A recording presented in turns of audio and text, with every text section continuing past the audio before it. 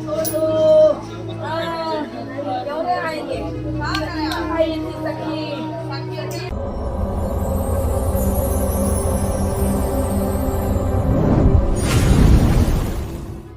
दोस्तों, आज हम मुस्लिम संत पीरान कलियर शरीफ दरगाह का इतिहास और दरगाह से जुड़ी कुछ रोचक जानकारियां बताने वाले हैं जो काफ़ी ज़्यादा मज़ेदार है। तो वीडियो को अंत तक जरूर देखें और अगर आप चैनल पर नए हैं तो हमारे चैनल को सब्सक्राइब कर ले और साथ ही बेल आइकन को प्रेस कर दे ताकि ऐसी ही इंटरेस्टिंग वीडियोज़ की अपडेट आप देख सकें सबसे पहले।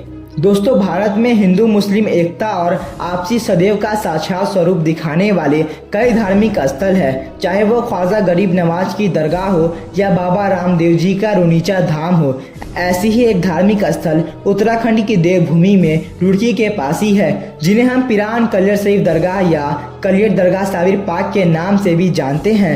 दोस्तों, हजरत अलाउद्दीन साबिर साहब की पाक व रूहानी दरगाह हिंदुओं के सबसे पवित्र स्थान हरिद्वार से मात्र 20 किलोमीटर की दूरी पर स्थित है। इस दरगाह का इतिहास काफ़ी प्राचीन है। यहाँ हिंदू मुस्लिम समान भाव से अपनी मन्नतें पूरी करने के लिए जियारत को आते हैं और दरगाह पर चादर चढ़ाते हैं। 13वीं सदी के इस सूफी संत की दरगाह साबिर पाक या साबिर पिया कलियरी के नाम से जानी जाती है। यह भारत के उत्तराखंड राज्य के हरिद्वार शहर से 25 किलोमीटर की दूरी पर तथा सबसे नज़दीकी शहर रुड़की से महज 10 किलोमीटर की दूरी पर स्थित है। दरगाह से जुड़ी खास बात यह है कि यहाँ न सिर्फ मुस्लिम समुदाय के लोग आते हैं बल्कि सभी धर्मों के लोग भी अपनी मनोकामना की पूर्ति के लिए दरगाह में माथा टेकने आते हैं। यहाँ कई सूफी संतों और मुस्लिम फकीरों की दरगाह भी है, जिन्हें हम हजरत इमाम साहब की दरगाह, हजरत किलकिली साहब, नमक वाला पीर, ऐसी कई सारी दरगाह है। दोस्तों, यहाँ आने वाले ज़ायरीन के लिए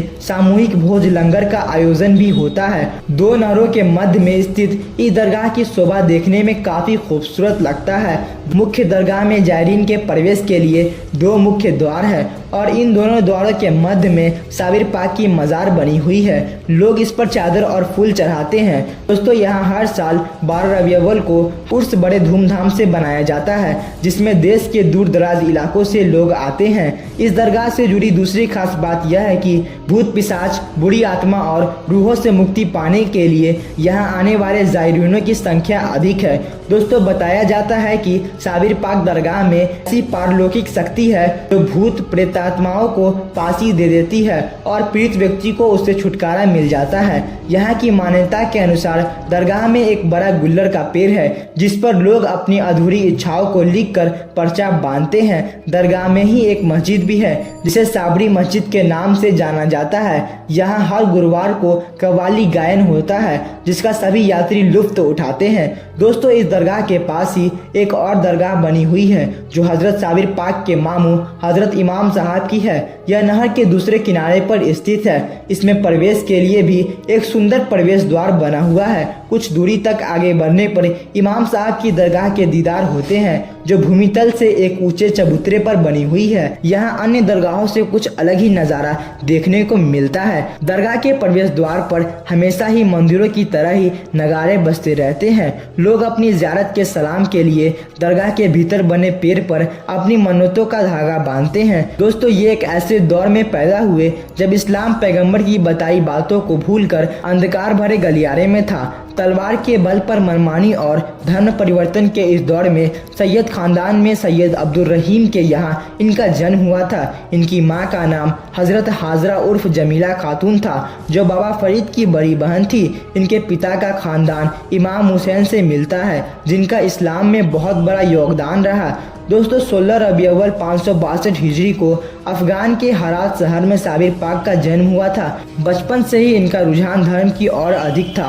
रोजे और नमाज इनका दिनचर्या का अहम हिस्सा था। मात्र 6 साल की आयु में ही इनकी माता जी का देहांत हो गया था। दोस्तों, साबिर पाक के जीवन के बारे में कहा जाता है कि जब ये छोटे थे तो एक दिन दूध पीते और दूसरे दिन रोजा रखते थे, फिर 2 दिन रोजा रखते और एक दिन माँ का दूध पीते थे। इसके बाद वे अधिकतर समय रोजे ही रखा करते थे। जब साबिर पाक 11 वर्ष के हुए तो इन्हें पाकिस्तान के पट्टन शहर में बाबा फरीद के पास भेज दिया गया। यहीं उन्होंने फरीद के शिष्य के रूप में रहकर धर्म की शिक्षा अर्जित की। वे लंगर का प्रबंध स्वयं करते थे, मगर वह बिल्कुल भी नहीं खाते थे। हमेशा अल्लाह की यादों में खोए खोए से रहते थे। इनका विवाह बाबा फरीद की बेटी खतीजा के साथ हुआ था। बताया जाता है कि साबिर पाक की खतीजा पर नजर पड़ते ही वो जलकर राख हो गई। दोस्तों अब बात करते हैं पिरान कलियर शरीफ दरगाह कैसे पहुंचे। अगर आप कलियर शरीफ की दरगाह पर ज़ियारत या अपनी मन्नत के लिए जाना चाहते हैं तो आप सड़क मार्ग से बस द्वारा, रेल या हवाई जहाज से भी पहुंच सकते हैं। अगर आप लंबी दूरी से आ रहे हैं तो निकट का हवाई अड्डा जाली ग्रांट एयरपोर्ट है जो कि देहरादून में है। यहां से इस स्थान की दूरी 61 किलोमीटर है। यदि आप देश के किसी अन्य शहर से रेल मार्ग के जरिए इस दरगाह पर पहुंचना चाहते हैं तो रेल मार्ग से यह प्रत्यक्ष रूप से जुड़ा स्थान नहीं है। आप नज़दीकी रेलवे स्टेशन हरिद्वार से आ सकते हैं। स्टेशन से कलियर शरीफ की दूरी 27 किलोमीटर है। दोस्तों यदि आप बस से सफर तय करके यहाँ पहुँचना चाहते हैं तो देश के सभी स्थानों से हरिद्वार या रुड़की पहुंच सकते हैं। यहां से आप बड़ी आसानी से इस दरगाह के लिए जा सकते हैं। तो दोस्तों ये थी जानकारी कलियर शरीफ दरगाह की। तो मैं आशा करता हूं कि हमारे द्वारा दी गई जानकारी आपको बेहद पसंद आई होगी। हमारे इस वीडियो को अपने दोस्तों के साथ जरूर शेयर करें। Thanks for watching.